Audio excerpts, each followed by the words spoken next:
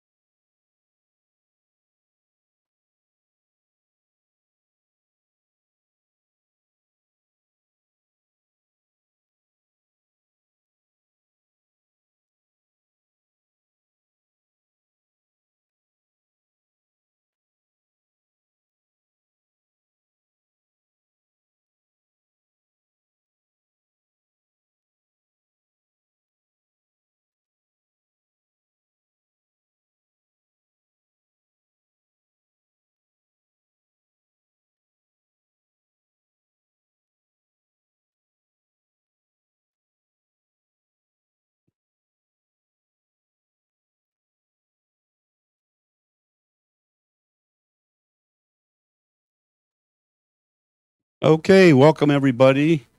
All you people out there in the gathering room, if you're not judging or volunteering, get in here, to put it mildly. I know I hear more noise in here than there are people sitting in seats. That's how I know that's what's going on.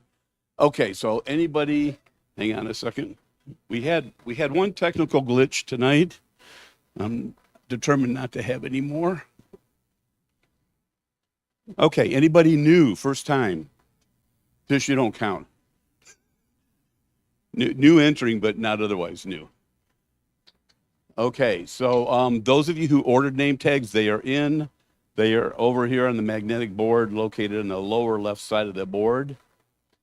So if you notice when you came in, next to the refrigerator is this clothing that is now our apparel store. And Catherine Kengott and Denise Meekin spent innumerable amount of time sorting and folding and labeling, and I just want you to know they let it be known to me that if you're gonna like look at something, try to fold it back and put it where it was. You might not know this, but I think they were a tag team from MMA sports, and they were gonna come after you if they catch you making a mess out of their organizational. Okay, so next Friday, Clubroom is closed. It's the day after Thanksgiving. It's a 4-day weekend. Be thankful with your family and friends and enjoy that. The following Friday, we have a Zoom with David Day, who's doing intentional camera movement in the studio. So if you're looking for something when the snow hits and it's nasty outside, he's going to be showing us how to do that. The clubroom is always open when we do Zoom meetings. So the clubroom will be open. And then the following week, we have a double header. I don't know if we've ever had this before. So I'm going to try to pronounce her name. And if she's listening, please forgive me. Polina Plotkinova. Say it again. Plotkinkova. Plotnikova. Like it's spelled. Okay, what she said. She's going to be doing this is December 12th, starting from a blank canvas, flower portraits.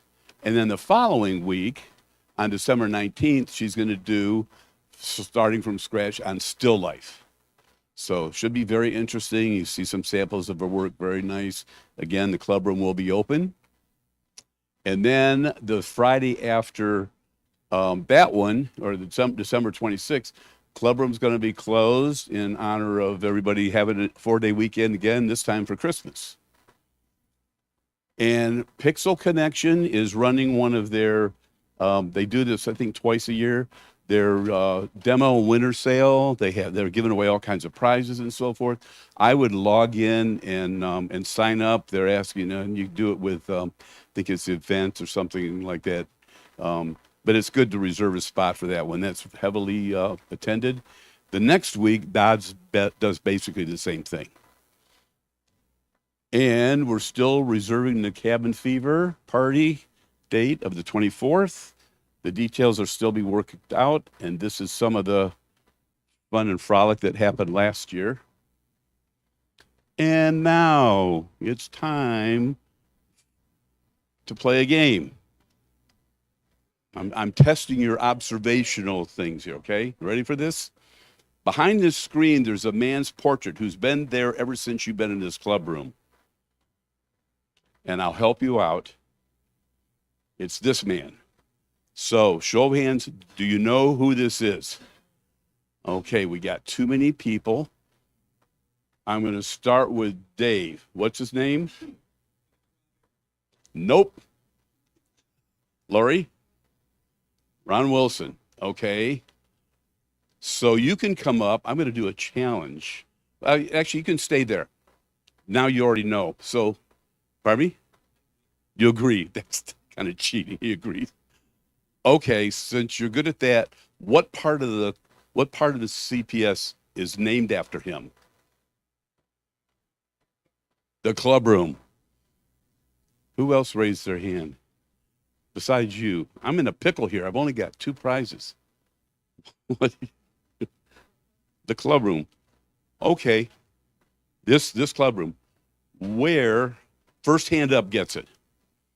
Where do you see that displayed? that this club room is the Ron Wilson Club Room. Over the door. You win. Come on up. When you guys go out, turn around and look back at the header over here. Its letter's only about that high. It's always been there. Okay, Bev, you're the winner. They didn't get the last one. I didn't bring enough gifts. You ready for? I want to cruise. I'm going. It's heavy. It's heavy. Okay. You can electron flash. Those old potato mashers. Anybody did wedding photography back in the day either had that or a Vivitar or a Honeywell. Yes, yes. So you can have that, or you can have probably. You can have that, or you can have what's underneath this box. 67 millimeter UV filter, all yours, like brand new. There you go. Somebody give her applause. There we go. Okay, Marge wants to talk to people a little bit about matting.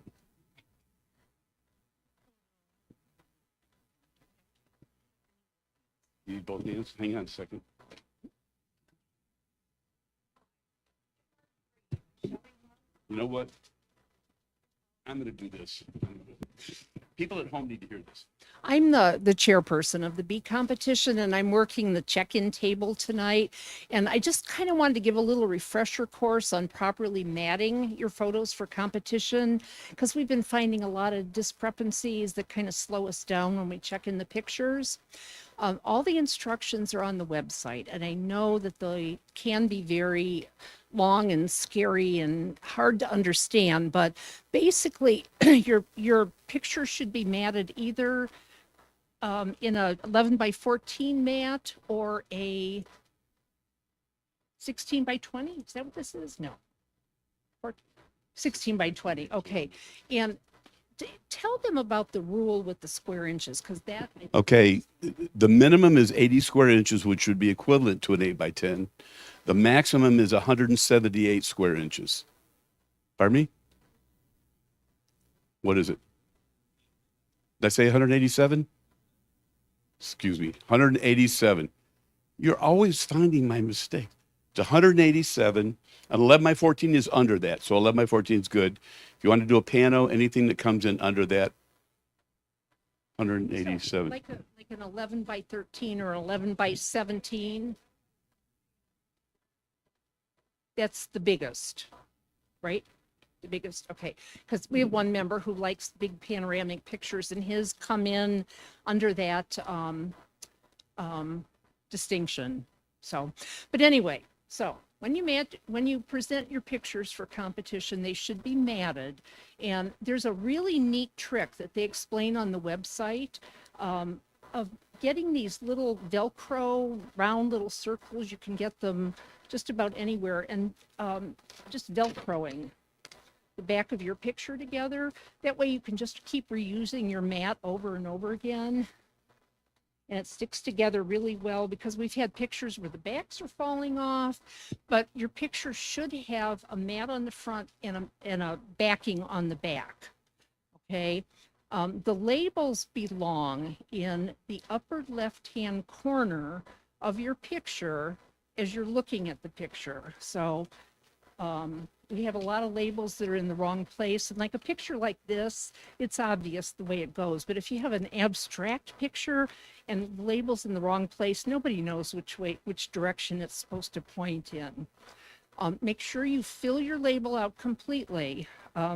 We had labels tonight, they have the wrong dates on them, and we don't know if that's an old label or somebody just forgot tonight's date or whatever. But make sure also when you cut your label that you leave enough room at the bottom to put the entry number and the placing, because some of them, they're cut so short that there's no room to put those numbers. Okay. And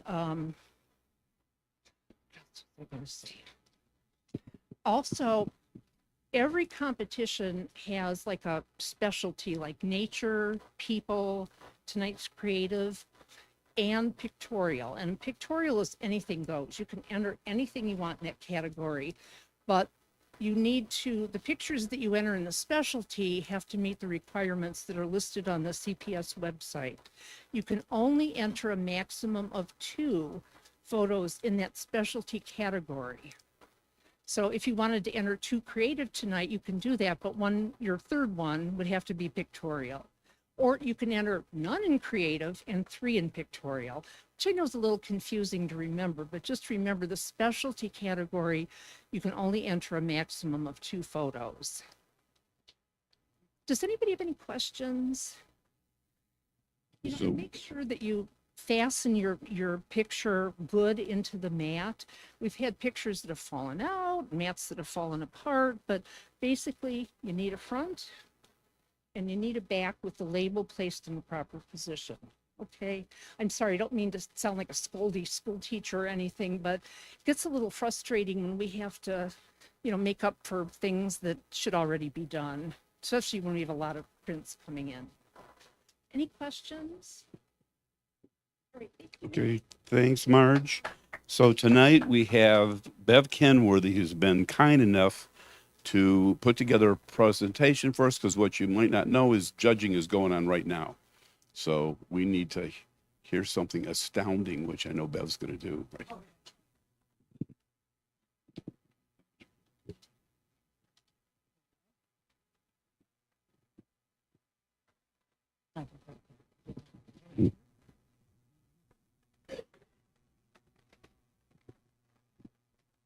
So I know we have quite a few new members, and probably a lot of them have not had a mentee or a mentor yet, so they haven't been a mentee.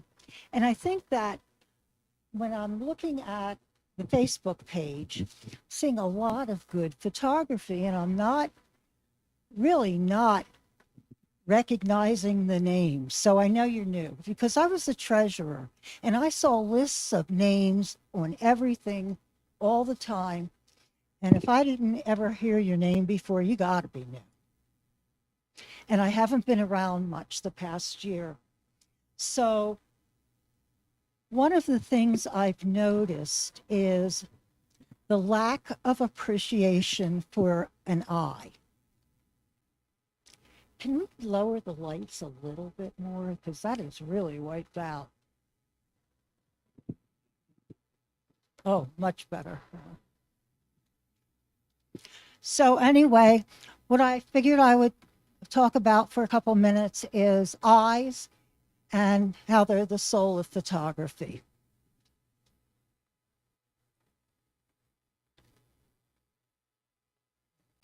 Oh, okay, there we go. So I started out, I thought, okay, I'm going to be really official. And I looked up on Google, and they know everything, a definition of photography. I mean, I saw some other definitions, and it went into all this crap about using a proper instrument to record and blah, blah, blah. And I'm thinking, nah, that's not what I'm looking for. But I liked this. It was simple. The art, application, and practice of creating images by capturing light. And if there's one thing that you need to really, really work on with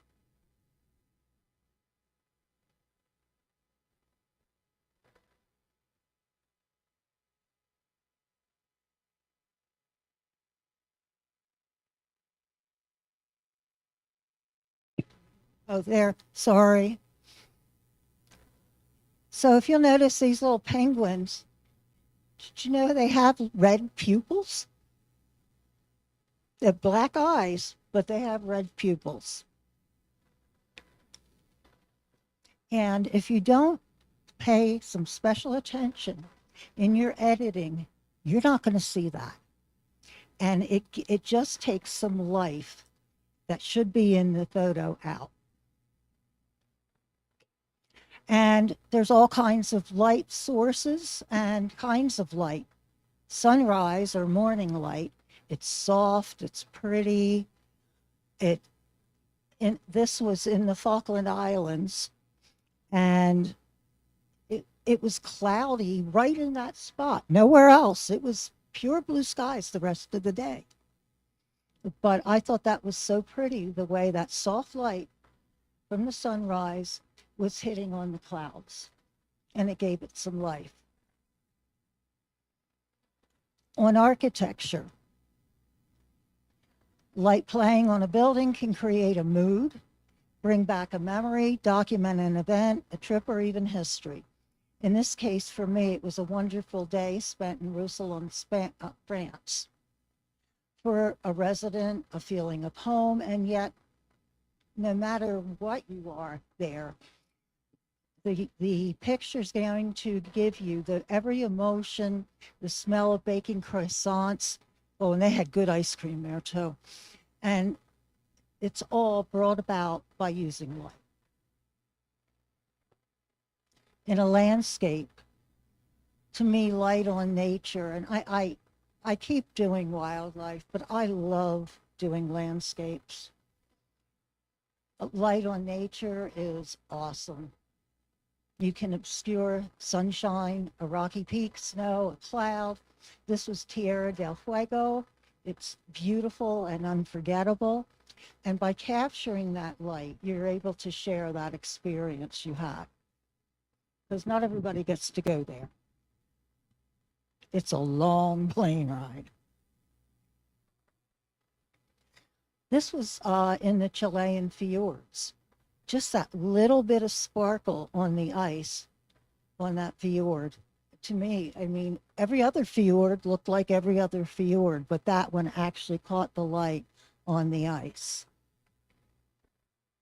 Freezing moments and movements. If you limit your shutter, and I mean limit it, I said that wrong. You need to not limit it. You need to go fast to capture and freeze motion. But you still need to allow enough light to take the photo.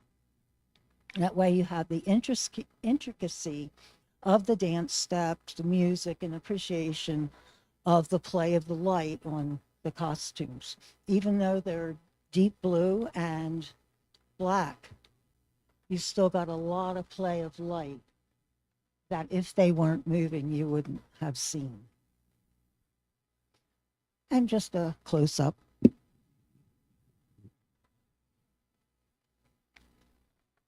Eclipsed light, we all got to see that. I mean, what a special thing. I took 4,000 pictures that day. And you know what? As soon as I found a few that I liked, I stopped. I didn't edit the rest. Didn't even look at them. But to think that with a camera and a tripod and a decently expensive filter, that you can take that of the sun, pretty cool. Ambient light. Oh, by the way, that last one was in my driveway. Ambient light from the room around you. This was taken in London in Harrods.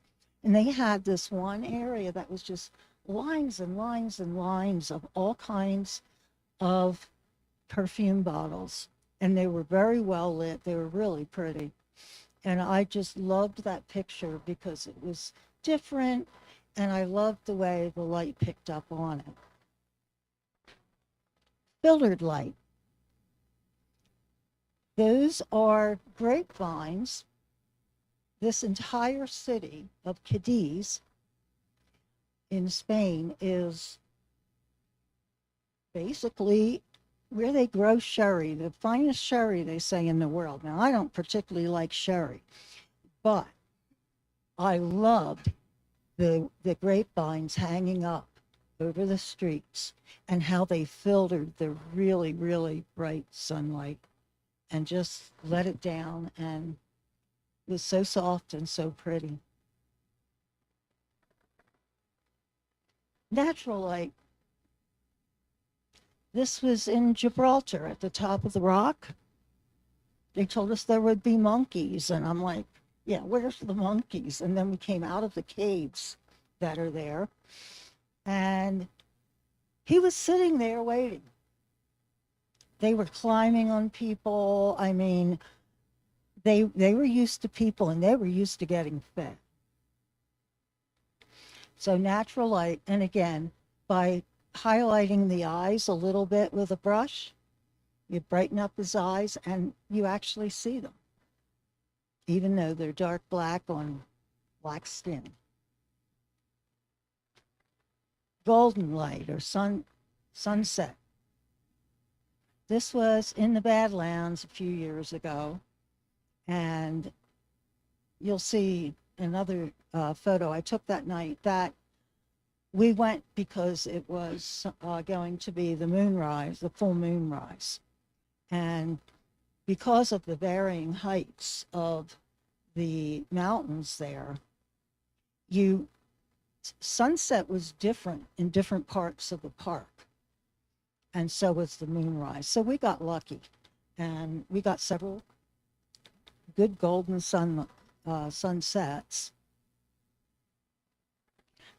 and a really cool moonrise.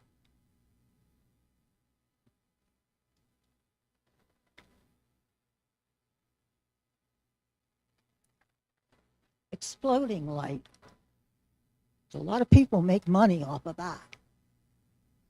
Just blowing up. And this was taken from Kim Waslewski's street. I was out in front of her driveway. I think, Eric, you were there that night, right? And in Strongsville, their 4th of July fireworks a couple years ago.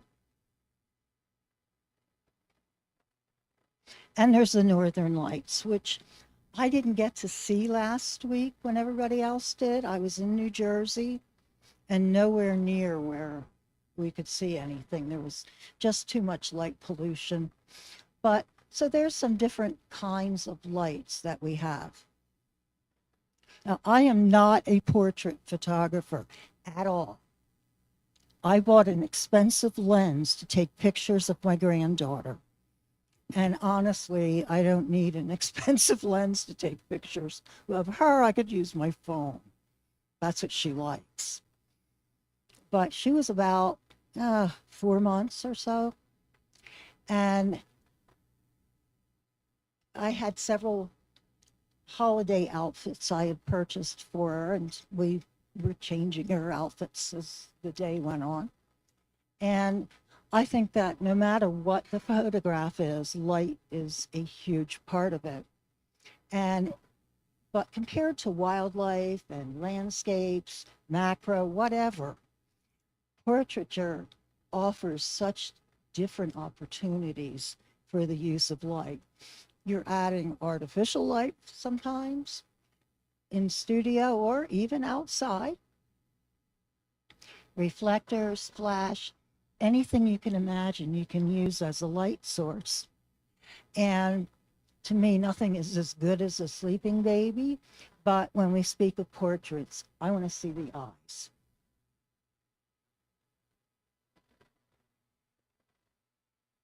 And that is a picture I took this past August of that same granddaughter. She's growing, and she was having her 3rd birthday party, and I took the candid photo of her. She was looking at something else. Somebody was walking in with a present, probably. She likes those. She told me the other day she loves Santa Claus because he has presents. And I said, well, I do too. So anyway, that was just the raw photo. I took it with a Nikon Z8, the 135 millimeter plena, which is a prime lens, and shot raw. I ran it through Lightroom Classic, imported with lens corrections, and I don't know why that's half on, but and some what I would consider normal everyday uh, editing. So that was the one up on the top there on the left is the edited photo. I edited with or the cropped photo and then edited her and the background. I really didn't like that background. It was very difficult to really make it look good. So I decided just to get rid of it. Took it to Photoshop, removed the background. That's easy now. There's one little button you push, it goes away. And then you can put in as a background whatever you want, which is a real pale pink there. And I thought that was at least a little bit like her bows. And when I talk about editing the eyes, now if you're using Lightroom, I use a Lightroom Classic, you can separate a person. It's going to pick out separate people. There could be 5 people, there could be 1 person like this. And it's going to give you about 8 options to separately edit. Facial skin, hair, eyebrows, lips, sclera of the eyes and the iris, and you know, a lot of times it's really not that well needed, but in this I did, you know, brighten up her skin a little bit, and but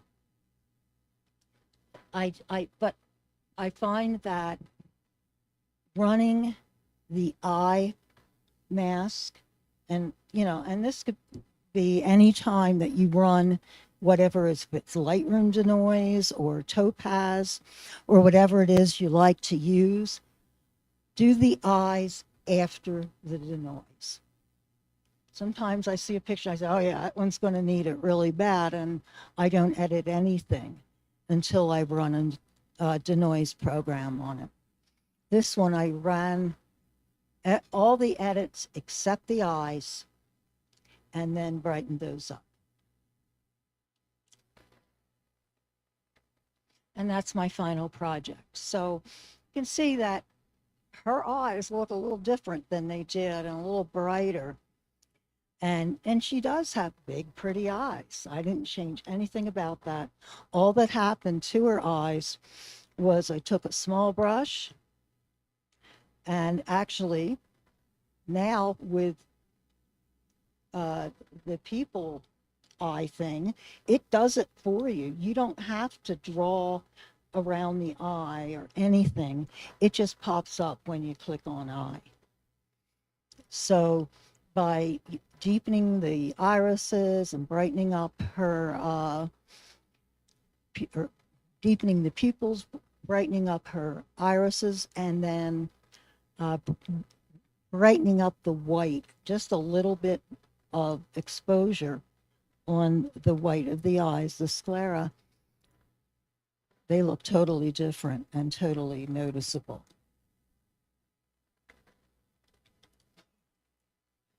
So then we're going to move to wildlife, which is really more my thing than people. And I always think about, with all the people I've mentored over the years here, is they'll get, you know, really frustrated because everything about their picture is perfect. Maybe a bird, a squirrel, a monkey, and yet it doesn't seem to measure up to what they wanted it to. And of course, that takes a lot of practice and skill that we all develop over the years. But what can you do? What did you do right? And first of all, you spent a fortune on the latest and the greatest. You read the manual and you watched every YouTube out there. So we know you know how to use your camera, maybe. Number 2, perfect focus, your appropriate choice of type of autofocus used, and the identifier of a bird or a mammal or a person. You had perfect light, appropriate shutter speed and aperture for that moment at hand. You shot in RAW since your mentor required it of you. And just knowing that just about anybody's going to have some post-processing adjustments that'll be needed. But the picture wasn't quite what you wanted.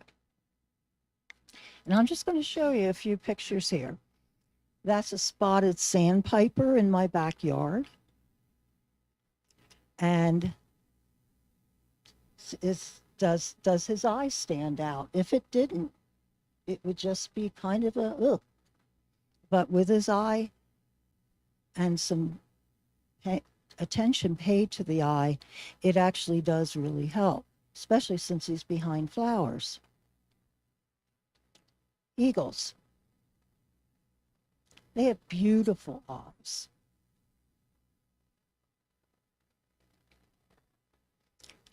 A blackbird, warbler. This is not a Cape May. It's a what? Red Star. I never can remember the names of the warblers. And anyway, he's got black on his head and his eyes are black. So you got to do something to make them stand out. So could it be the eyes that make the difference in the photo? And to me, when I can look at the eyes and really see the eyes, I feel like I've seen the soul of that animal. This was a baby monkey in Gibraltar, and I'm usually, 2 cameras on my hips, and I've got one up, and he's hanging like that, and I was taking that particular picture. And all of a sudden, he starts crawling on the ground. I would say maybe from me to Marge from him. And he started scooting over, and then he'd back up, and then he'd scoot closer. Well, not the 4th time, he started climbing up my leg. And I thought I had to kick him off because I got bit by a penguin the year before, and I did not want to get bit by a monkey. That just seemed gross. So, but that's my baby monkey. And yes, it's the eyes. This was at Back to the Wild last month. And look at that eye. I mean, if you hadn't gone in with a little bit of light, a little bit of color, you would never notice that eye and how beautiful and detailed it actually is. Anybody who's ever been to Sandy Ridge over the years, he's not there anymore. He disappeared last year. But that is Kevin from Sandy Ridge. He's famous. Everybody knows Kevin that's ever been to North Ridgeville. But that was taken in my backyard.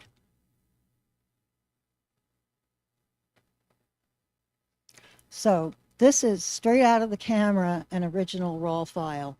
And this was one of the screech owls at Back to the Wild. And I used this on purpose because he was still. And I got a real clear eye. And I got 2 eyes. He was both of them looking at me.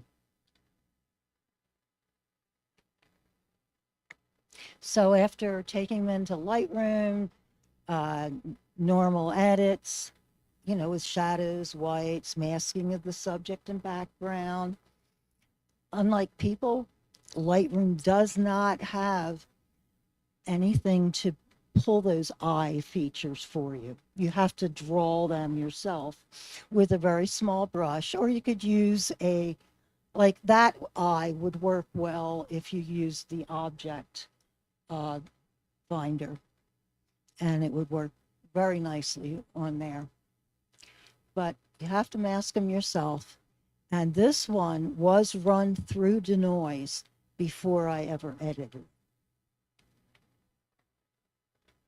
So I did mask these eyes separately. As you can see, they're a little bit different in color. They were a lot different in color because the eye on the right was not getting nearly the amount of light that the left was. Most of the time, if I have both eyes on an animal, I use the same mask, use the same brush, everything. But this time it didn't work. But if you go back to that, you can see what the difference is. And there's my final result. And next to that original raw that I showed you at first.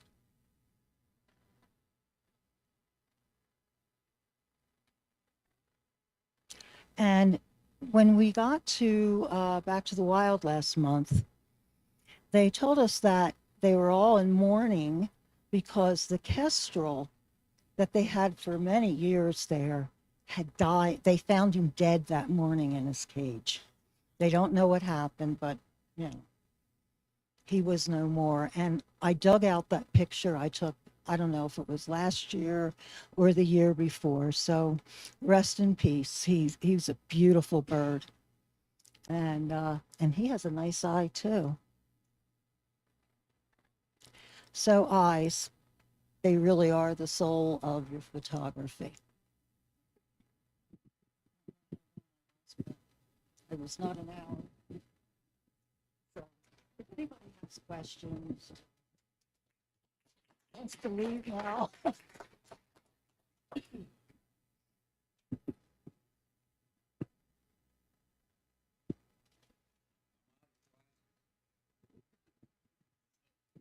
Um,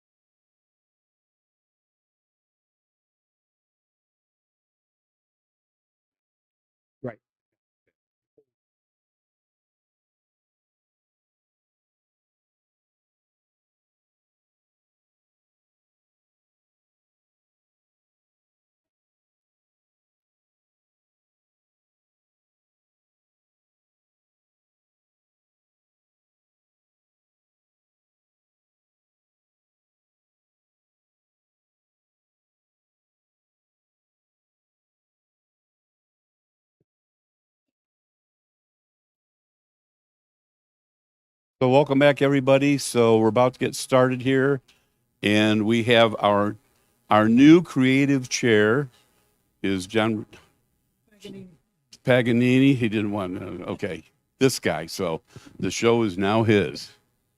So this has been a pretty exciting moment. I had done the digital side of the creative print before, but doing the print is a whole different animal, and it's an exciting process. And I sat in a room and watched everything unfold. And I do have to thank everybody who came in and volunteered, because part of the process was really recruiting volunteers. And so I sent out an email. And so I want to thank Dennis Wirt for his copy stand work. That was just awesome. And we all got to test that and feel it. But Dennis kind of guided us along there. At the sign-in table, that was a well-run machine with Marge Brady and Vicky Wirt. So thank you, thank you, thank you. Just worked really well. At the scoring table, we had Dave Saborik and Catherine Keingott, and they worked really well together. Awesome. In the judging room, today we have John Dunlevy and Brad Rubensi, and they actually work together as well. And Brad's going to be working up here also, and Brad's going to be also working with Mike Kopkis. So I want to thank Chris for doing, of course, the slideshow operation. So just wanted to say what a great spirit the club has, and the volunteerism was just amazing. It really made the process fantastic. So. I don't have the bios for the judges. You guys want to? Yeah, just let them say hello. Want to say hello? Sure. Hey, hi. Say hello. Glenn Petranik here. Been here many times, often. Always great to be back. Great group of photographers. Always enjoyed here. It's come up with my slow time of season. Usually I'm doing art shows throughout the year, and I think I got one more small one in December, and then I can kick back till May. So that's what's up. I'm Mark. I've been here many times as he has probably. I enjoy coming here. This was kind of a surprise to me today. I just was filling in for somebody. But I enjoy it. You guys have a bunch of good photographers here and some good work here tonight. Thank you.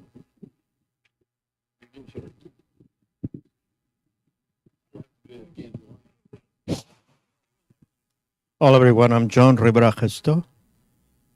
Let me say it in English. I'm John Rivera Resto. There. Puerto Ricans roll their R's because of our French heritage on the side. Well, my birthday was just a few days ago. I'm officially 67. Thank you. I only feel 66, so that's good news. It's exciting to be back here. I always come here for entertainment and to be surprised. Mostly I spend most of my time doing theater and filming a few projects and doing a book. Okay, so it's called Tropico Macbeth. And it shows about a large production that we did at the Latinos Theater, the 2 years of madness, telling all those secrets of how you can put a battle with 100 people on a 25 by 30 stage, or perhaps put a 17-piece orchestra with dancers, with people who never had an instrument in their life, had no instruments, and did it all without any CGI. So that's the kind of thing. I'm pleased to be here. I look forward to this, and nice to have you. Okay, we're ready. And we're going to be commenting on all the pictures. And we're starting off with the creative category.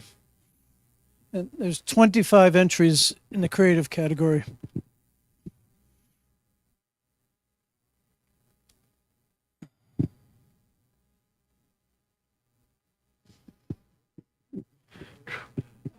This is a cool picture. As Glenn said, there's a lot of purple there, but the background is plain and it doesn't take away from the lady. She's posed nicely. I'd like to maybe see a little bit more light in her face, put a reflector there and reflect some up in there, but the hat is tilted really neat. It's good composition. Nice image. La Cretina from Melanie Plummer, a score of 22. Honorable mention.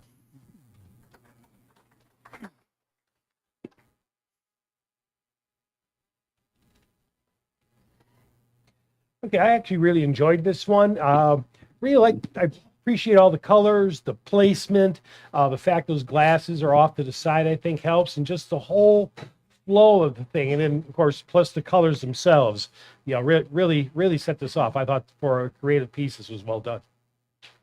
One thing about creativity that people got to keep in mind is you have to move away from your comfort zone and explore new things. And I think this accomplishes beautifully. Psychedelic Glass, Chris Bosworth, 26 points. First place. Woo!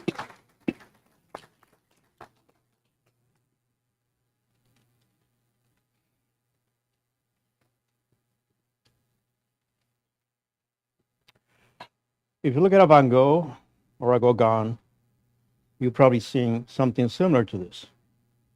It's got a very painterly approach in which you see texture on the painting, and yet you see a manipulation of some shapes and forms. So this makes it something interesting, and the thing is that it pushes the boundary in the sense, and you're thinking in your mind, what is it exactly that you're seeing?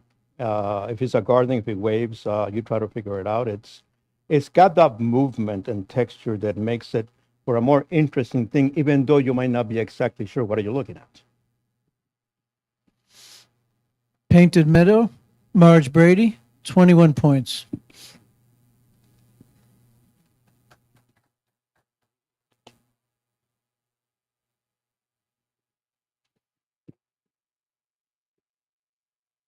I had a hard time figuring this one out.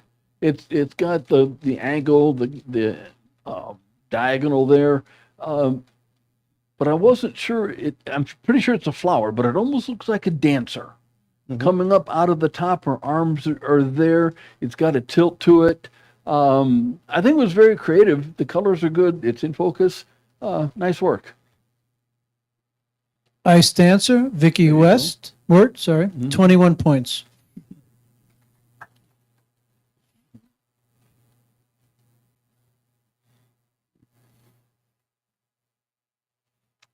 There's an interesting piece of symmetry here. It got, I think I really appreciate you got the round figure and even the light blue halo around it.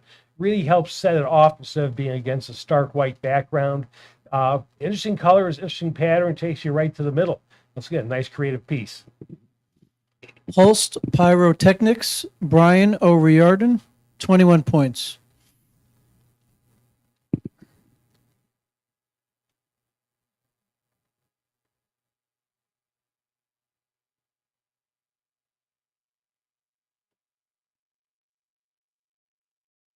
Well, if I'm going to follow with a painting analogy, you got a Turner here.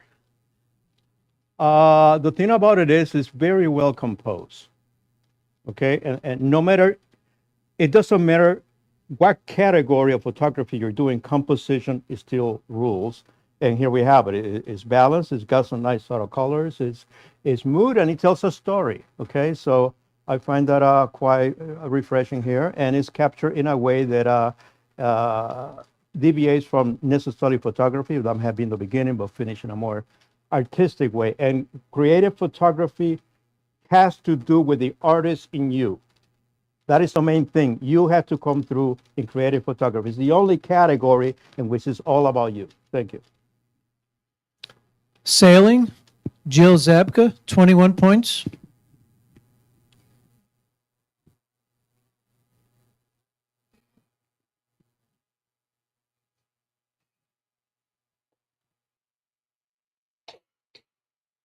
Yeah, this is another one I had trouble trying to understand what it is, but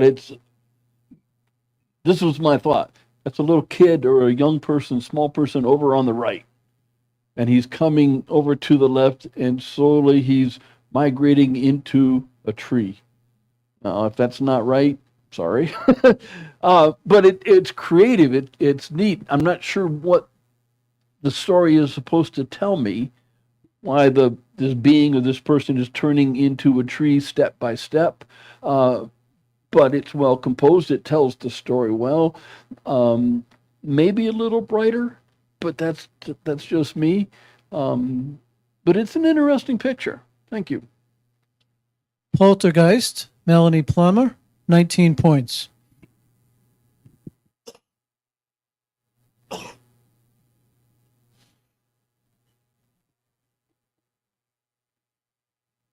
I thought this was very well done as far as from a creative aspect, where you kind of pick up, the Civil War look, obviously, but you've got the woman looking at the headstone with possibly the ghosts of past soldiers that have either passed through, passed by, mourning their existence if they're not there anymore. But I thought this was very well done, very creative, and once again, it's telling a story, and it's the presentation, color, and the tone really set it off. The Ones We Remember, Jackie Sajewski, 26 points, first place. Well done.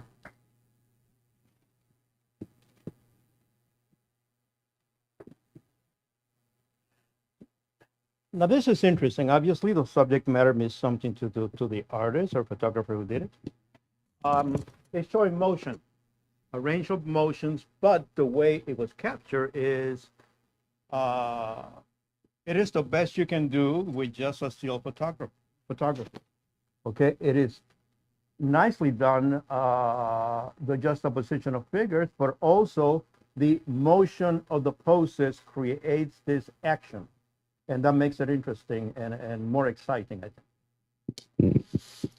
A Colorful Pitch, Brad Rubensaul, 22 points, honorable mention.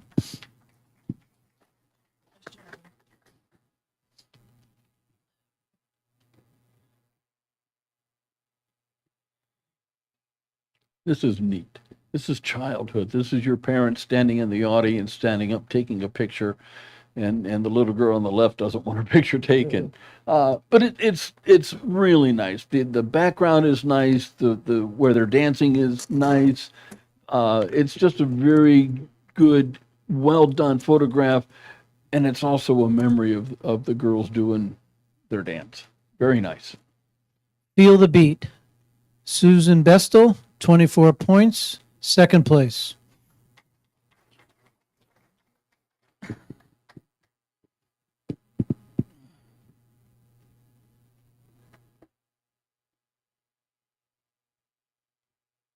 Kind of interesting abstract here. Can't really tell exactly what we have, but I really appreciated all the curves and the lines coming off. It's like almost like some type of electrical spark explosion or something.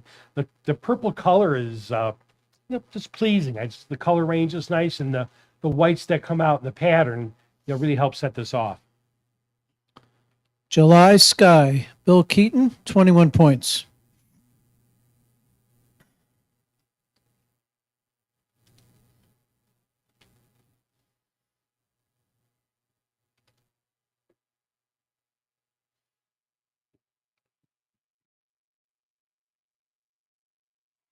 Creative photography is something in which you take a photo and you try to make something else out of it, or you attack it as I want to solve a problem here, which is, what do I want to show? What do I want people to see? Now, interesting thing here, when I was looking at it, I'm thinking, what am I seeing? Are those petals or are those carrots? Okay, but the point is, the more I looked at it, the center looks like some kind of totem, which reminds me of places of African art that I see, or other primal art in East Asia. And it's got that beautiful quality. Now, the interesting thing is most people will simply put a black background or a dark background to make things out.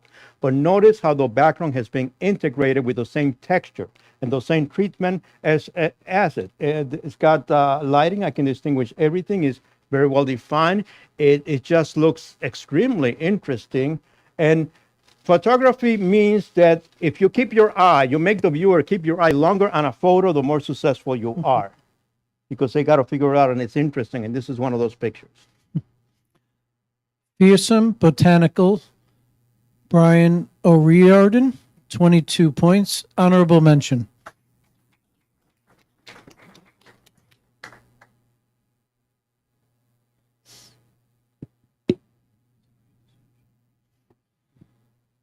This is always a fun image to try. It takes a little bit of work to get to this, um, just to create the lighting, to create the posing. I'm not sure exactly how it's done. I've seen tutorials on this on YouTube, um, but it takes a little bit of work. It takes some timing. It takes lighting. It takes knowing what apertures and shutter speeds and what you do. So whoever did this worked on it more than just one shot, and you did a good job. Awkward Toast, Chris Bosworth, 20 points.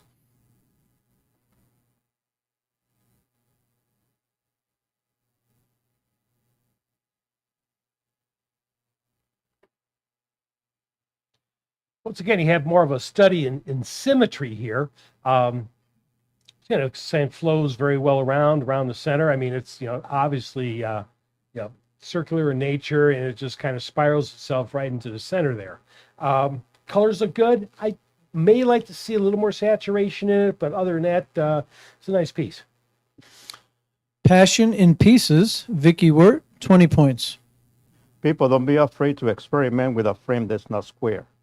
There's round frames too, which I think would have served that picture even better. Now, this is somebody who definitely I can tell about this person. I see some X-Wing fighters from Star Wars against a background on a sky and the sea. Obviously, there's some manipulation of the photo with some elements to try to tell the story. The one thing that I would advise here is the following. When you use natural elements, you follow the laws of physics. They still apply, and you don't want to say this was touched by human hands so that it looks very, very unified. I like the concept, is interesting, it's centered there. The fringe around that sky and the water just seem to be taken by two different cameras, okay? So even though I like the composition or the execution, the technical part has to match it. So no matter what it is, it has to look like it was taken through one single camera, okay? So I think it was a good exercise, and that's one thing that creative photography does. You work at it, you work at it, you work at it, you keep repeating it until you get it just right. Erie Squadron, standing by, Eric Botchke, 18 points.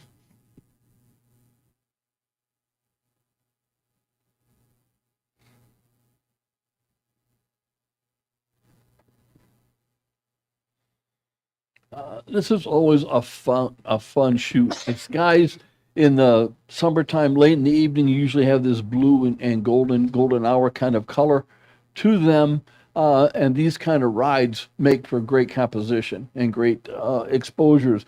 You can do that in short exposures. You can do it in long exposures, or a short exposure, what he did here. I think I would have liked to have seen it vertical, just because of the tower in the background. It's a little crooked, but it's tells a story. Here's the kids on the rides. None of them are going out of the frame. Nobody's getting a foot cut off or a head cut off by the mat.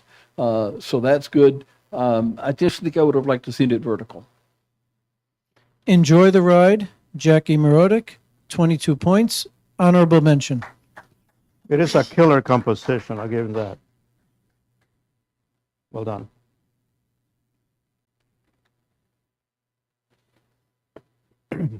Interesting angle of looking at a urban skyline. It's almost like it's put together with matchsticks, but it's very well presented. I really enjoy the colors of this one and the brightness that comes out. So you really do get the feeling of an abstract of building, city, reflected in either it's oceanfront or waterfront or whatever. So, I mean, as far as, creativity goes, I think this really works well as far as being creative, but still presenting something that you can look at and get a feeling for what you got. Mystic City, Jill Zabka, 21 points.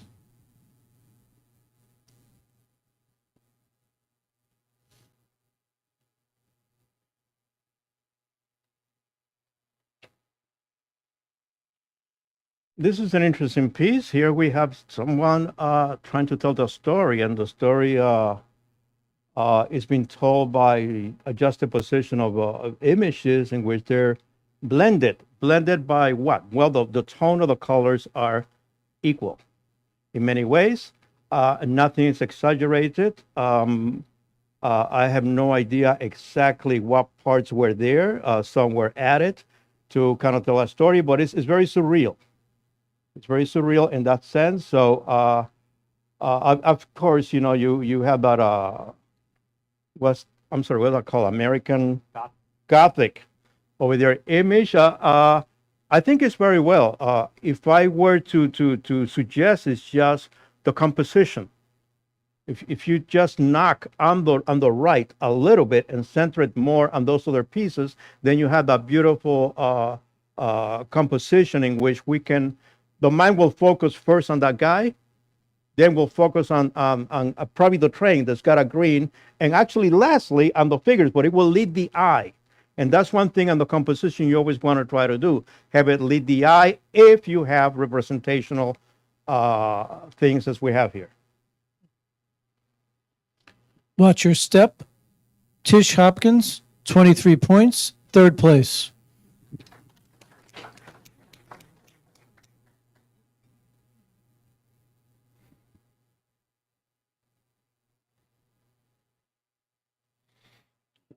I do love the dancing images. There's such a gracefulness and art ability in doing this. I like the background that's there. It's just not in a dance hall. It's just not down the street where somebody else is dancing. This is in the heavens. The clouds are there, and it gives a feel of peace and gracefulness and emotion to this dance. The only thing that I would ask or look like you've done that arch. That's just kind of a pet peeve to me when arches aren't finished or round things aren't finished or something like that where it goes off the page. So you're cut right in half there. If you had those same type of flowers on the left and right as you had above the arch and that was all there, that would add something to this image. Other than that, it's very well done. I have a comment. The subject is a pyramid. See the composition? And when you have that as a subject, you think it's a pyramid, it has weight. The weight is at the bottom. So give it a little more bottom space because the eye needs that. Also, where is the shadow? Where's the cast shadow if the rest of the painting has it? It's still in the physical way. By adding those elements, which can easily be done, you bring that subject right bang into the foreground and gives it more weight. That'll be the word. Ethereal Grace, Susan Bestel, 23 points, third place.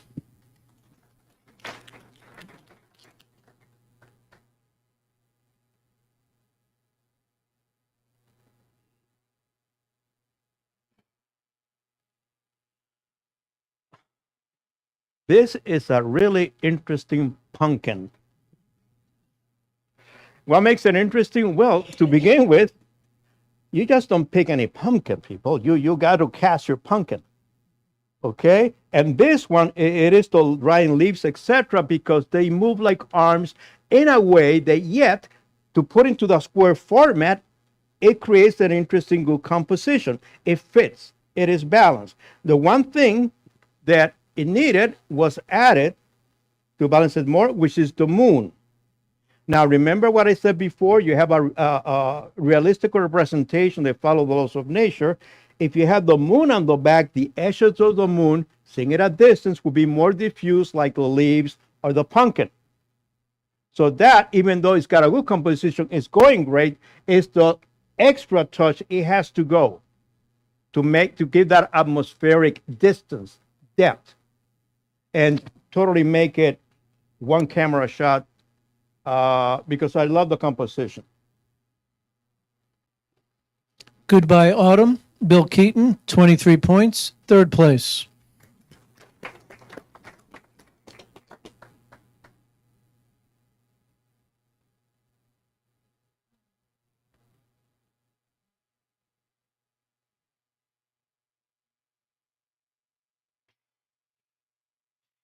The image is all it's got all the reflections, and it's kind of like mirrored, and it's kind of going in to a funnel or coming out of a funnel. I'm not sure exactly what the photographer was trying to get. It brings attention to what's dead center in the picture. I think I would have liked to seen a different type of lighting on her, maybe a little more of a little broader so you could catch some of the right eye.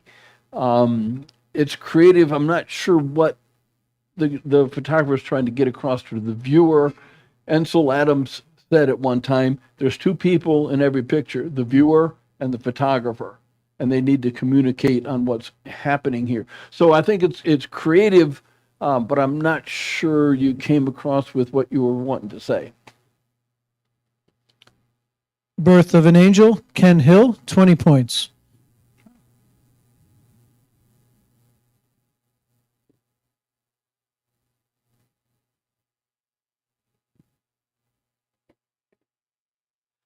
This is a nicely done image, nice feel, kind of like a time of place, some action, she's getting ready, putting her shoes on. The color, background. I especially like the placement of the subject. Once again, not centered, but not totally off the edge. And you've got that curve of the curb leading around into that also. So very, very nicely done. Color-wise, it's just muted a little bit, but it works. Works nicely. Very nice. Grace in Waiting, Jackie Sedgwick, 24 points, second place.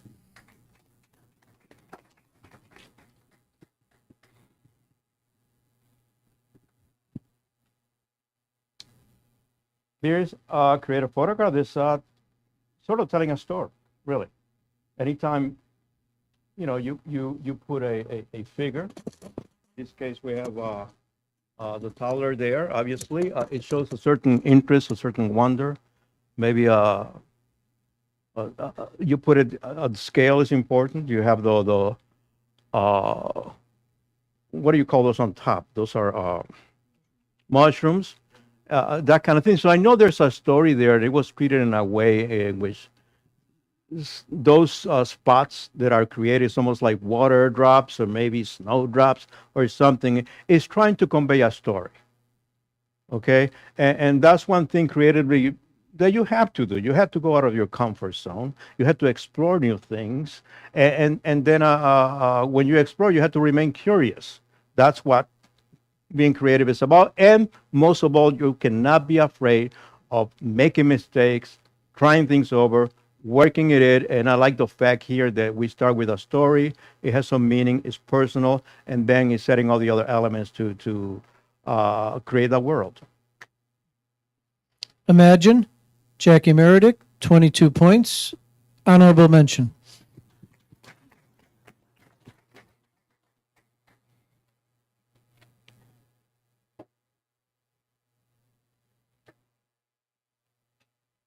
This is another one of those very pleasing images. It's got the mirror effect to it, which kind of makes you look side to side. It makes you go up to the top, come down through that netting. What's there? Some flowers, some leaves down at the bottom. I'm not sure exactly what the original image is, but flipping it makes it intriguing. Go side to side with it. Some of the things are cut off, like at the bottom there. Expose it a little wider and then crop that in. But when something runs off the edge of the image, your eye follows that right down to the bottom. And it kind of takes your eye out of the picture where you want it to be. As the photographer, as a viewer, you want us to keep it inside the picture. Experimental Still Life, Tish Hopkins, 21 points.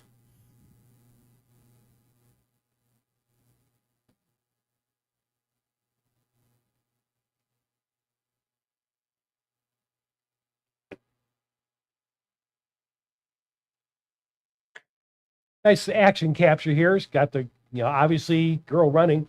The thing that makes the action though is because you do have this little blur going, the legs and face are showing, once again, in the background, just a whole thing of girl in motion running. Not a bad thing. Almost like to see almost a little more, pieces of it together, make it even longer, but good concept. Catch Me If You Can, Ken Hill, 19 points. And that is the end of the creative competition. That was a short one.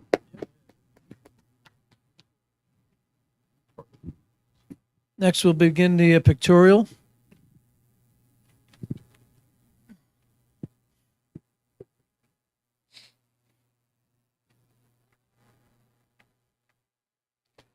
Okay. There's two elements here, people. There is. I'm sorry, what was that? On the screen. Oh, there it is.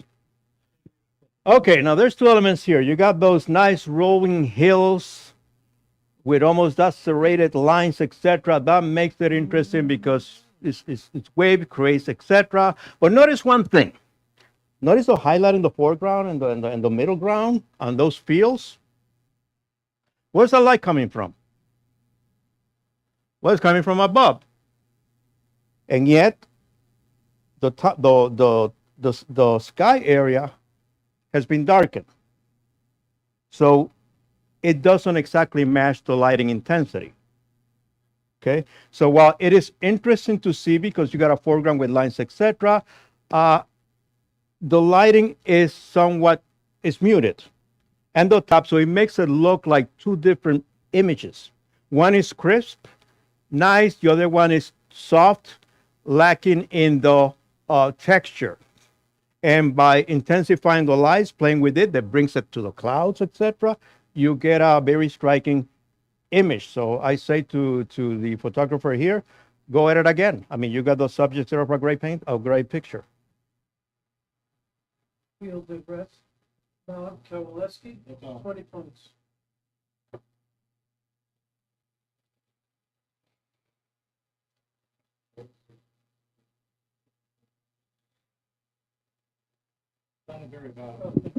Thanks. That was Field at Rest, Bob Kowaleski, 20 points.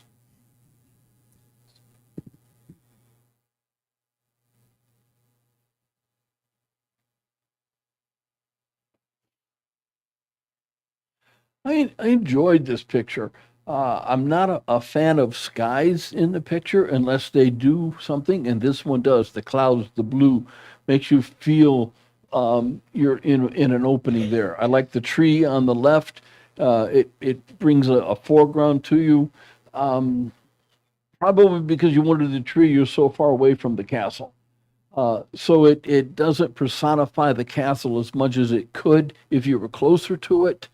And that castle needs to be looked at closer with all the details and the windows and all that kind of stuff in it. So I think you made a great pictorial, which is the name of the category, of this image. It's a nice field. It gives you this wide open space to it. So it's well done. Autumn Time, Melanie Plummer, 18 points.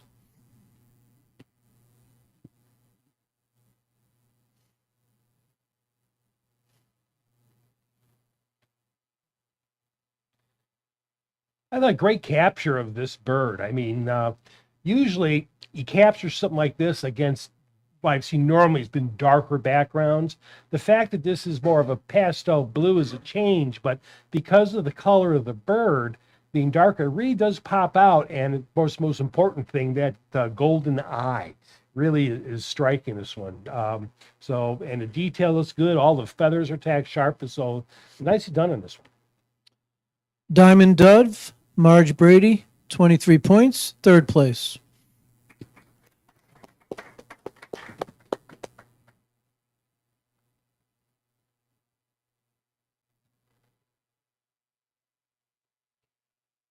Let's compare this one to the first one I critiqued, in which we have a foreground. The sky is about the same level, the top third. The difference here is, notice how this is one that you define. It's simple. It's just color. It's the golden. You got some objects there that to pull the eye, etc. And you got the sky. The thing about the front, again, there's movement. There's color. It follows the eye all the way to the horizon.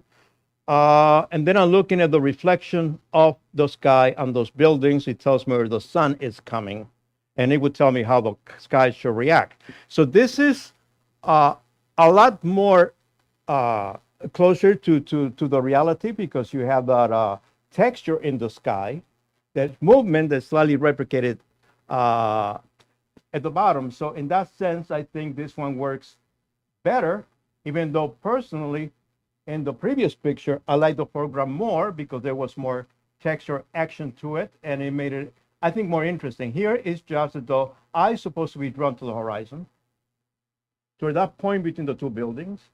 So that's where the focus goes. So when you take pictures, etc., find out where the viewer is going to put the eye, because that's going to be your focus. And I think this one works much better. Oh, I'm sorry. I hope you had to hear me with this. Oh, I could, word by word. The Fields Turn Gold, Bob Kowaleski, 22 points. Actually, I hate giving my back to you. Yeah, it's very, I'm Latin. This is a shot at obviously at the lake with the boats. It's got that intentional camera movement. I'm pretty sure that's what this is, or it's just shot out of focus. I'm going to assume that you did this on purpose. It creates a feeling for it. It's just not boats docked there at night. They're blurry. They're out of focus. There's some motion to them. Maybe it tells a story that they're not ready to be docked for night. Maybe it tells a story of they're just resting and they're waiting for the next day. I'm not sure what it does. The color, the composition, all that stuff is good. I'm not sure what story it tells, but it's pretty cool anyways. I wonder whether this is probably one of my favorites. One, notice the following. Notice how the sky is brighter than the reflection on the water. That is exactly how tone should be. Light source is always stronger than the other one. Also, notice the center of attention. If you look there, you see a slight sun glow, but you see that red there drawing your eye. And the red being a color that recedes compared to the yellow, it pushes that and gives it depth. And of course, just the almost silhouetted boats with those glints just makes for an excellent composition. Evening at the Marina, Jill Zabka, 21 points.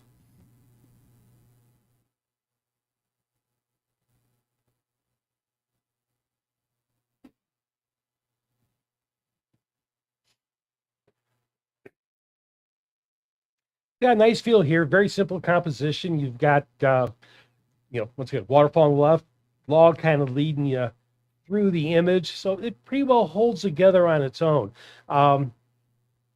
Color-wise, really, you can't, the tone is nice. The mood is nice.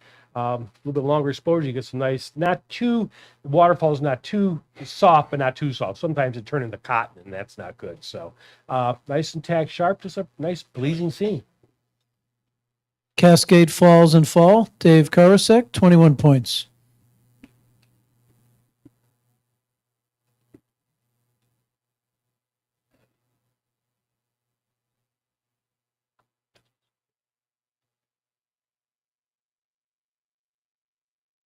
That's you or me?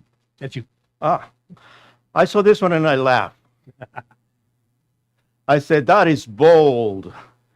I mean, you got this overhead shot, but it works. Look at that house among that forest. I mean, you're looking at that tree in that forest of things. And sometimes a picture is just that. It's got, first of all, the foliage makes for beautiful background color. It's not flat. It's interesting. It got shape. You know exactly what it is, but your eye is totally drawn. And you look, my God, what is that house doing there? The cycle lives there. Or maybe it's a fairy house. I don't know what it is, but God, maybe the FBI got to look at this picture. I think it's bold, and that's what sometimes photography has to be, and from a different angle, total different angle you wouldn't think about. That's the way the birds look at it.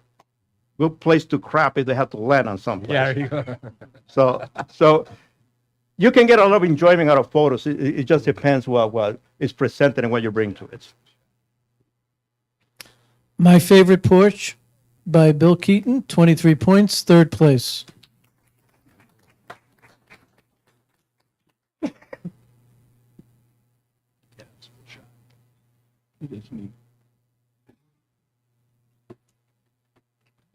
I like the creativeness of this. I like that she was into the mirror.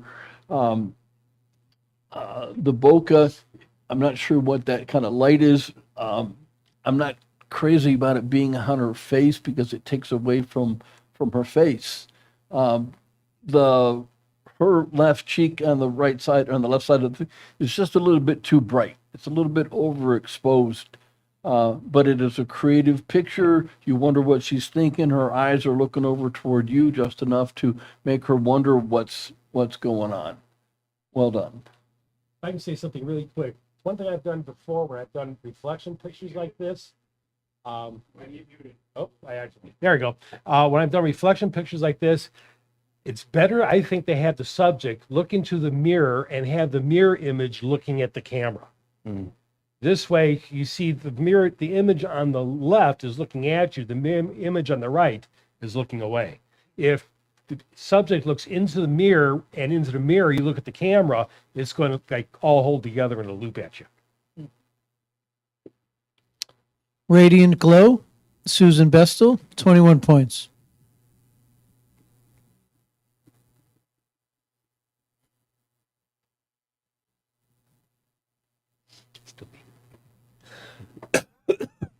Very nicely done as far as the mood of this.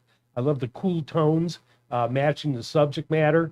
Obviously the detail is right there. If anything, I think there's almost, to me at least, almost too much space above it. I'd like to see a little less of a negative sky above it, but subject-wise, it's spot on. It's a gorgeous composition. Invert the background so that the cloudy light is on the opposite. It's do it in your head, okay? And it still works great. It's almost like silver leaves, like foil. So it's got that good quality. The Indigo Scream, Brad Rubensall, 23 points, third place.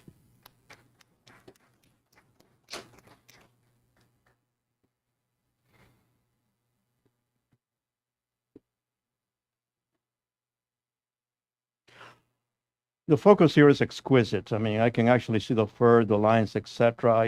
Even the way the fox is lighted, etc. And the fact that the fox, unlike other pictures, is not looking at the camera, which is interesting in a sense because it looked like we're not being voyeur, but definitely seeing a piece in the life of this fox. It's got certain personality to it that I find very refreshing, but it's very, very well lighted. The way it's captured, which is not exactly easy. That's a beautiful thing with the fur. So I really love this picture. The Wandering Fox by Eric Botsky, 22 points.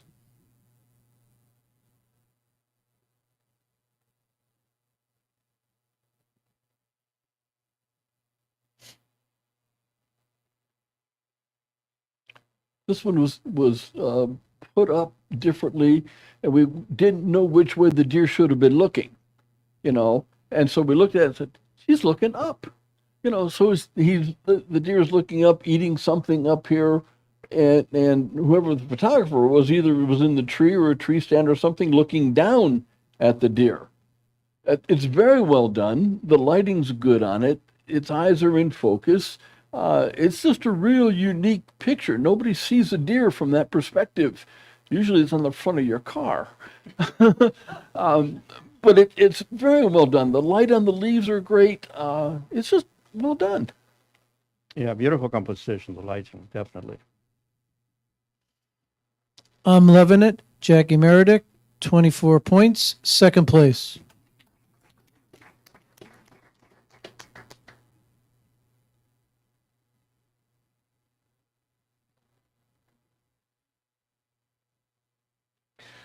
Has a nice feel for it. Going to assume, it could be sunrise. I'm assuming more of a sunset, but it could be more sunrise. Sunset have more color. I really enjoyed the sky here. I love the texture, shape in the clouds. Beautiful foreground. If anything, I probably like to see the foreground brought up a little bit. Maybe Of course, could be the type of lighting that you have if it's backlit, but I think I'll just pop a little more light in there, bring up a little more detail. You can appreciate more of the wonderful plants and foliage that's in this image. I agree with that 100%. And I would advise a photographer get to that site 15 minutes before Yeah. when the sun is up and count those stones. That'd be spectacular. Sedona Sunset, Vicky Wirt, 22 points. Sunset.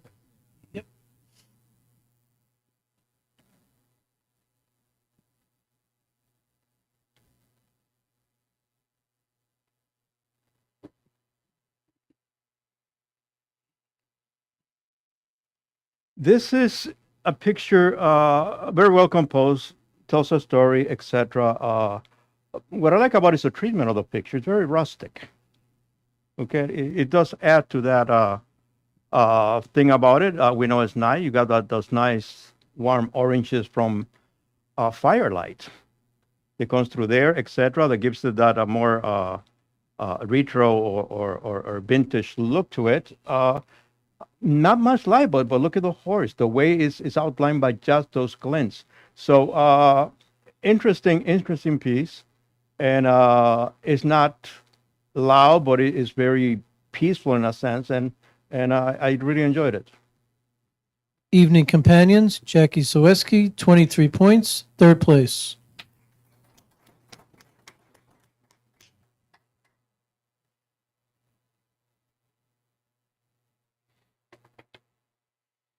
One of the first things I saw in here was the contrast between the green and the red and the green stems and the red eye. It's great. The composition, it's a diagonal on that. Again, it's sharp. The background is very complementary toward the subject and the flowers. The only thing that I would say is I would either shoot it wider and let that last flower up on the left-hand side fill out. Cutting those off like that, it's just kind of, to me, your eye just goes right out of the picture. I've always been told that you want to leave a 1/4 inch or a 1/2 inch of empty space around you, so visually your subject stays within the mat. Other than that, this is very well done. Red-eyed Tree Frog, Marge Brady, 21 points.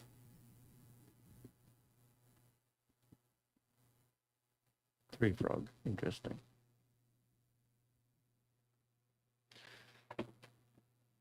I enjoy this image. This place is definitely on my bucket list of something to see, but very, very well done as far compositionally.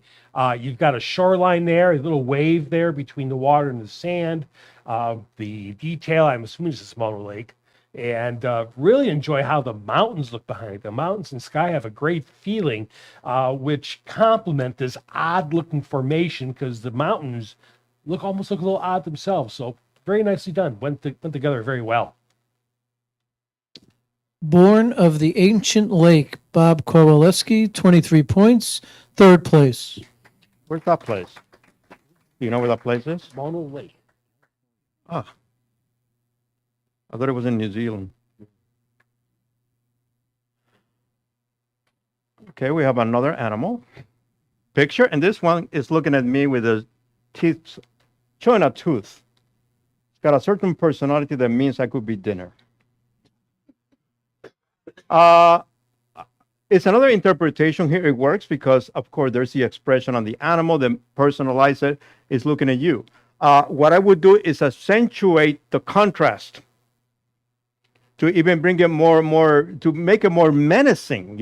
Contrast can be menacing when it's more sharpened because you got the soft back, you got the more softer look on the fur of the animal, and it tells a story, but I mean, it mutes it. It makes it a little more not as aggressive, but by elevating the contrast more on that fur, it pops it. So instead of being more flat, it is more 3D, and a 3D what's that, a lynx, a tiger, an ocelot, can really jump at you. And that's what you want when you see a painting. You want it to jump at you, especially a picture like this. He called me repetitive, Eric Botsky, 25 points, first place.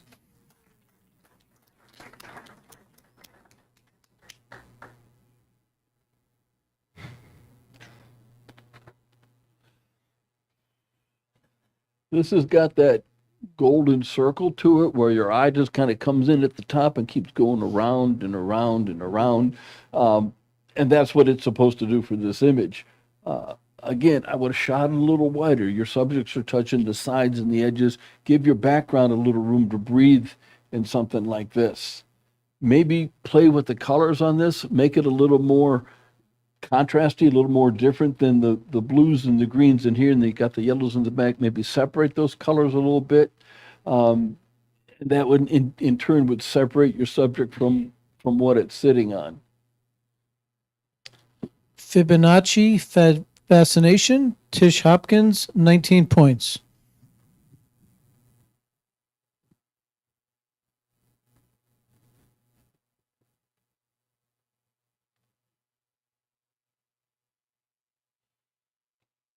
Okay, that's one heck of a headdress, I have to admit. You wouldn't Yeah. date her. Yeah. You look good in that. I can pull that off. Yeah, I know. It's the butterflies, I think, that do it. But no, it's well done from the compositional standpoint. I mean, obviously, you got the lady's face in the right spot to show off what she's wearing, from the skulls and the butterflies. Very, very colorful, very unique. The only little detail I noticed, and whether it was movement or something, the skulls could have been sharper. They're not as tack sharp as I think they should be for this type of thing. But once again, it depends on your lighting, depth of field, angle, and all that.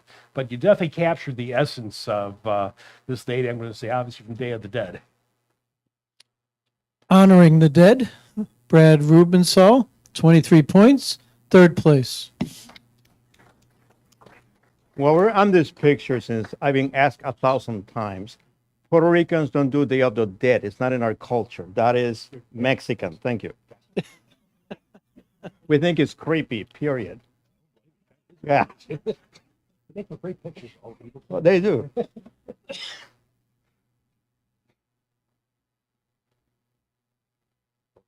Oh, that's mine. Okay. Now this, notice this is the opposite of what most people would do. They usually photograph the flowers in bloom. And here, what's noticeable is, oh my God, they're dying. It's very well composed because you got that main flower. And notice that it's not, picture is not frontal. It's at a slight angle, so give it a little direction. Look at it. Again, like the composition, is interesting to look at, but first focus is the main flower, maybe secondary. How do you accentuate it? How do you bring it out? Put that light there, put that contrast, okay? Pop it out. That's extremely important in this type of compositions, okay? That you separate the subjects. Use a different lens or light it or reflect it, okay? Make that flower the star there, and it just make for a more depth, gritty, interesting image. Black Eye Susan meeting. Dave Karasek, 20 points.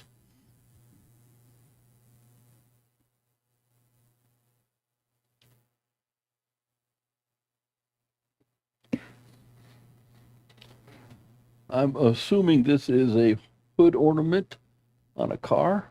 I'm not sure what car it is. It's an old one. Yeah, there we go. It's lit a little dark. But maybe it's at night, and that's what they're doing. The colors in the hood, the green shade of green there, and the red are nice. It kind of helps out with what's there. You can see a little reflection under the wings there. Again, it's just a little close to the edge for me.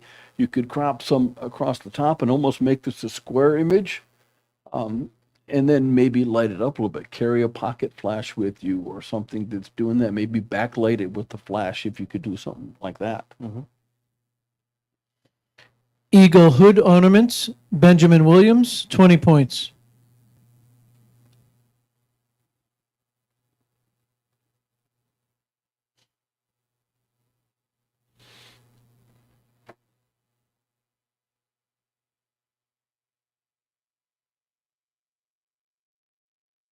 I enjoyed the look of this image. Actually, when we first saw it, it was presented horizontally. I think I like the better vertically. Is that right? Or you muted? Microphone. There I am. I thought I was still on. Okay. I really appreciate though the water droplets. I think what really sets this off, and the fact that you've got this section of the plant with all the little bubbles of water really pops out of the background. So the lighting is very good on this, where the background's muted enough, and the texture in the background does not compete with all you've got going in the foreground. So I enjoyed this image. It's excellent. Yeah. Mist on Grass, Dave Saborik, 25 points, first place.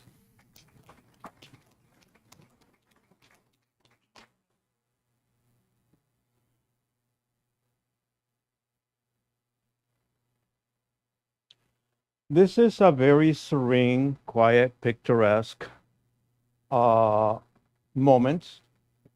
It's got the flag, it got the bench, it's nostalgic, it's got that feeling to it. I enjoy that. Okay, we all want to sit down and have a little rest. Actually, I have that at home. I said that the bench is red, and anybody wants to buy it.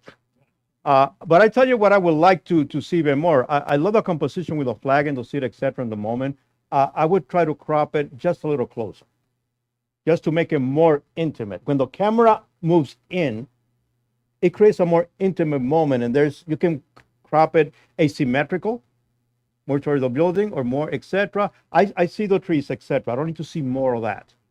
Okay, but interesting in that sense, you know.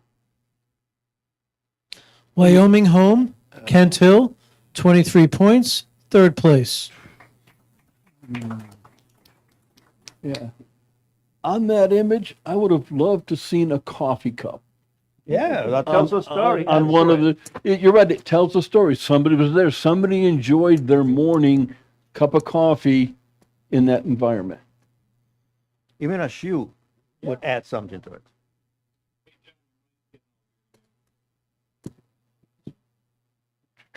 My mic? Yep. I know it's my ears. This is an interesting picture. I couldn't tell if that's a little village or it's a parking lot or something's going on there. There's a fence going down the hill. There's a lake, obviously. The clouds are big, obviously. The image is cut in half. I would have cropped some of the clouds out so you've got a 2/3 ratio there. It tells a story, maybe a story the photographer is going to share with his friends and buddies that are what's going on here. But there's an event here. It's in a little valley. There's water around it, so it tells that story. It's just very intimate story to the people that are there. Loferton, North Coast Farm by Dave Kurasek, 21 points.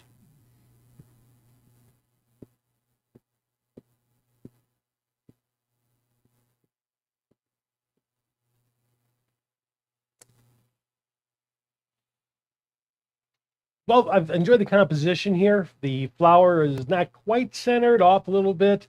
Could even move in a little bit on the right-hand side a bit, but might not want to crop off that lower leaf there. You got a little bit of texture in the background, which is kind of nice, gives you a set of depth because you can see some of those muted yellow flowers back there. If anything, I'd like to see, I don't know, once again, a reflector or the light or something, light the inside of that flower a little more. If that thing would pop out a little more, it'd probably be a little more dynamic. White Swamp Rose Mallow, Dave Saborik, 22 points.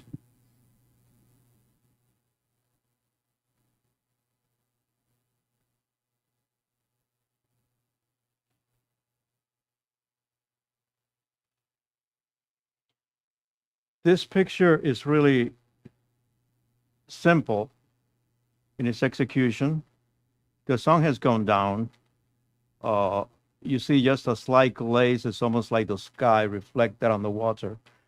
And there's a boat. And that's really the whole focus of this thing, that boat. It's sort of mysterious, sort of somber. It is moody. Maybe that's the way I would put it, okay? So it's got a certain mystery to it. Sunset from the Space Needle, Benjamin Williams, 20 points.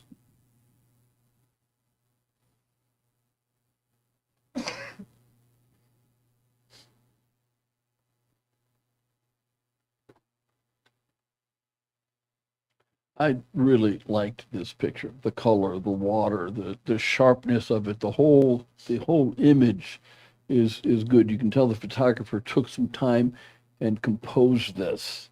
Again, last picture of the night, you should have moved it in a little bit. The left side of the greenery should be inside the frame. That creates a complete picture. You've got room to move the pink flower over, or move the camera over a little bit. But other than that, you did a marvelous job lighting it, exposing it, shooting it. Very nice. Summer in Paradise Hibiscus, Dave Seberg, 21 points.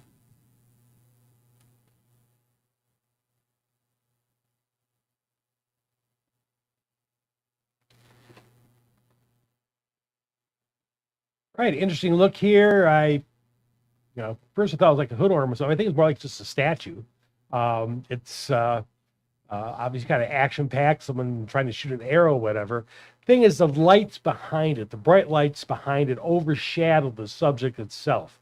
I think, if anything, the subject could use a little more lights. You could pick up some of the nuances and details of the statue and maybe tone down the back, so basically the statue would pop out from the image as opposed to the background lighting.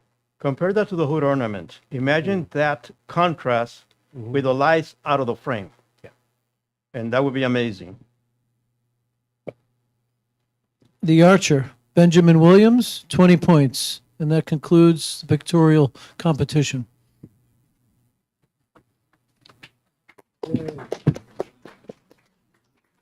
Thank you, everyone. Especially thank you for the judges for giving up your time and your expertise. And John Paganini, outstanding coordinator, everybody. All you volunteers, thank you. And most of all, a week from yesterday, be very thankful, and we'll see you in 2 weeks. Thanks. I just got back from Rhine River. I went to serve castles, churches inside of That's where you like to. Yeah. So, locally in Cleveland, problem is I take trips like that. Last year I was out. Come back and do the last. Yeah. Actually, you have. What have you been up to lately?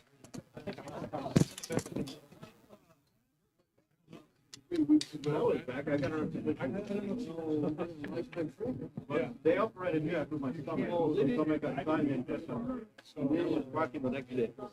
Yeah. You could do anything for me. Make some things service would be great. I can't put you in the cab. And 2 or 3 weeks after that, to maintain. But after that, I'm still. Well, all I can advise you is when I keep going to doctors, one after the other. That's not until I find one. I said, I don't want you to numb the pain. Just when you find what the problem is. Gentlemen, it was awesome. Thank you. Nice work. Very colorful, very educational. A learning experience for all of us, for sure. I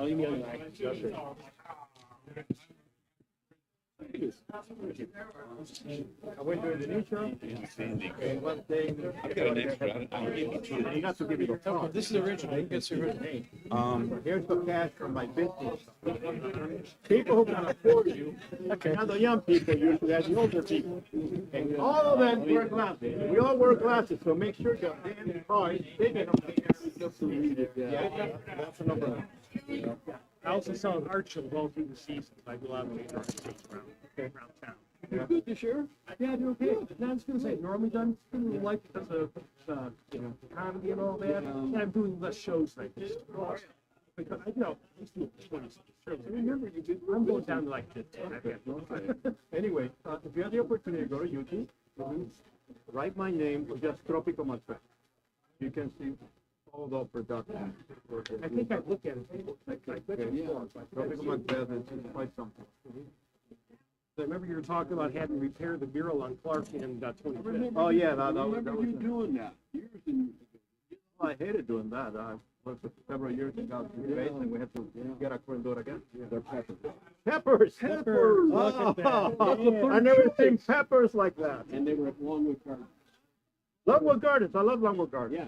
Yeah, that's in Are they Pennsylvania. growing? Okay. Are they growing in Are they plants with peppers on them?